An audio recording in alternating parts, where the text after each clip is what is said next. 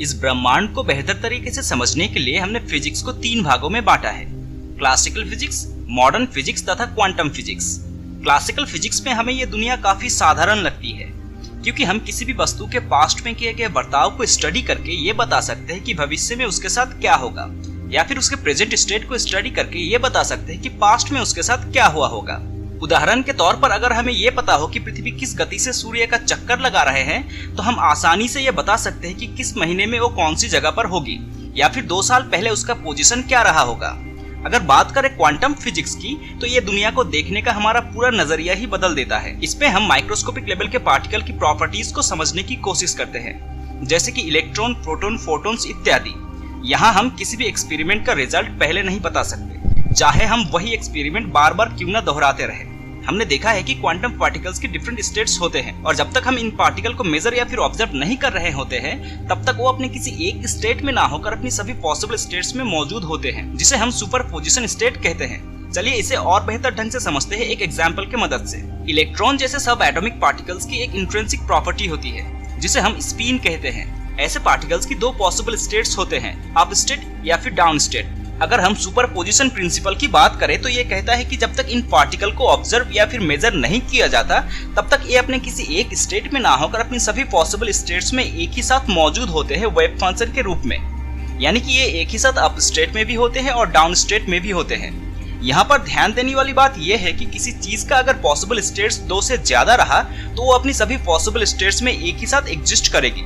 हमने यहाँ पर इलेक्ट्रॉन की बस 2 पॉसिबल स्टेट्स को लेकर के डिस्कस किया, ताकि आपको समझने में आसानी हो। दूसरा कॉन्सेप्ट जो समझने लायक है वो है मेजरमेंट रूल। ये कहता है कि जब तक हम क्वांटम पार्टिकल को ऑब्जर्व नहीं कर रहे होते हैं, वो सुपरपोजिशन स्टेट में होते हैं। अब जैसे ही हम इन पार्टिकल को ऑब्जर्व कर लेते हैं, तो इनका वेव फंक्शन कोलैप्स हो जाता है, और सभी पॉसिबल स्टेट्स में से किसी एक स्टेट का चुनाव होता है रिजल्ट के तौर पर। यानी कि हम पहले से ये नहीं बता सकते कि क्वांटम एक्सपेरिमेंट का रिजल्ट क्या होगा, क्योंकि हमें ये स्टेट भी मिल सकता है, ये भी, या फिर शायद कोई और। अगर ये सही है, तो ये प्रिंसिपल बड़ी वस्तु जैसे कि इंसान, जानवर तथा हमें दिखाई देने वाली हर वस्तु पर लागू होना चाहिए, क्योंकि सभी कुछ क्वांटम पार्टिकल से बने हुए होते हैं। पर हम जानते हैं कि ऐसा नहीं होता, यानी कि हमें दिखाई देने वाली हर वस्तु सिर्फ हमें एक ही स्टेट पर दिखाई देती है, ना कि कई स्टेट्स पर। जैसे कि एक गाड़ी या तो रुकी हुई हो सकती है या फिर चलती हुई। क्या आपने कभी ऐसी कोई गाड़ी देखी है जो कि एक ही समय पर रुकी हुई भी है और चल भी रही हो? श्रोडिंगर को ये क्वांटम थ्योरी हजम नहीं हुई, जिसे कोपेनहेगन इंटरप्रिटेशन भी कहा जाता है। ये दिखाने के लिए कि बड़े वस्तुओं के संदर्भ में ये थ्योरी बकवास है, उन्होंने एक थॉट एक्सपेरिमेंट का सहारा लिया, जिसे श्रोडिंगर्स कैट एक्सपेरिमेंट कहा जाता है। इस एक्सपेरिमेंट में उन्होंने बक्से में एक बिल्ली को बंद कर दिया। बिल्ली के साथ उस बक्से में उन्होंने एक रेडियोएक्टिव सब्सटेंस, एक जहरीली गैस की बोतल, एक हथौड़ी तथा रेडियोएक्टिव सेंसर भी डाला।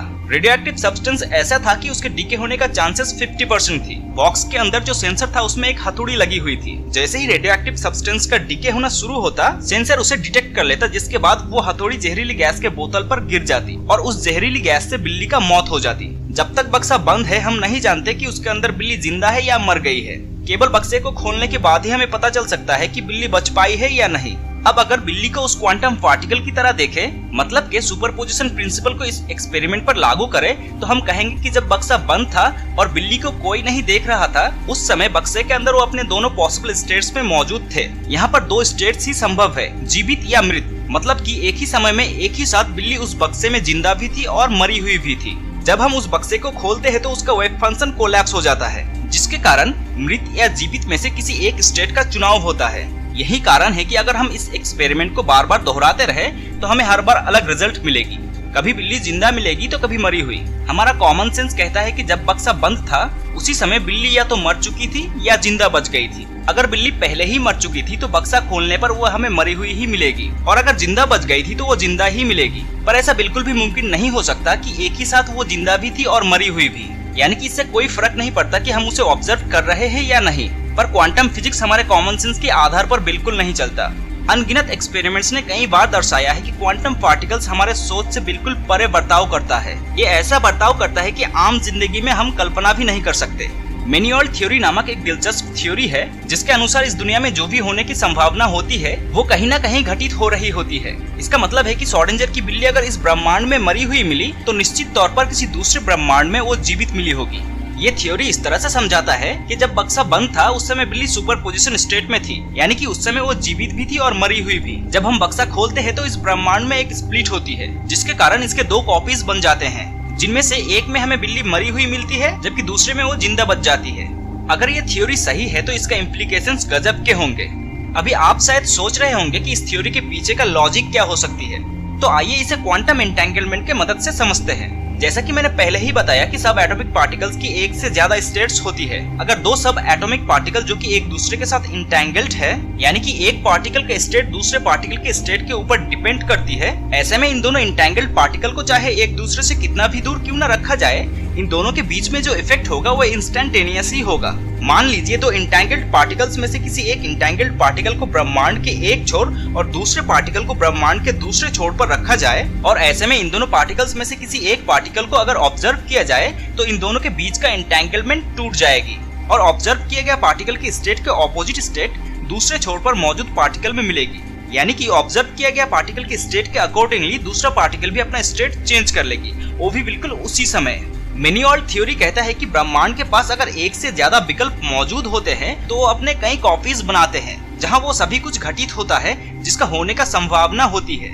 ऐसे में एक ऐसी भी दुनिया एग्जिस्ट करती होगी जहां पर हिटलर शायद सेकेंड वर्ल्ड वॉर जीत गया होगा, या फिर ऐसी दुनिया भी होगी जहां पर डायनासोर अभी भी जिंदा होंगे।